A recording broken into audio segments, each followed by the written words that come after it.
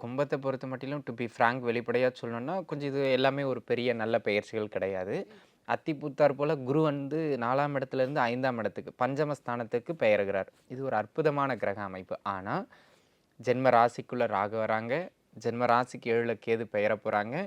ஜென்ம ராசியிலிருந்து விலகி குடும்பஸ்தானத்தில சனி அமரப் போறாங்க. ஸோ சனி, ராகு, கேது இந்த 3 பேரோட அமர்வு, அதாவது பெயர்வு சொல்ற அளவுக்கு சிறப்பா இல்ல. குருவின் பெயர்வு மட்டும் ஏதோ அவங்கள கொஞ்சம் உயிர்ப்பிச்சு அப்படியே நகர்த்தி கொண்டு போகிற வழிய பார்க்கும். ஸோ ஓவராலா இவங்களுக்கு இப்படி எடுத்துக்கலாம். 70:30 தீமை இஸ்ட நன்மை அப்படின்னு தீமையின் அளவு அதிகம் அப்படிங்கிறத முன்கூட்டியே வச்சுக்கிடணும். ஆனா கோச்சாரம்ங்கிறதே ஒரு 10% தான். உங்க சுயஜாதகம் வலுத்துருச்சுன்னா பெரிதா பயப்பட வேண்டாம். ஸோ இந்த கோச்சார பலன் எப்படி இருக்கு? எங்க முதல்ல நன்மை அப்படின்னு கேட்டீங்கன்னா, முதல் அமைப்பா குழந்தை பாக்கியம் கிடைக்கும்.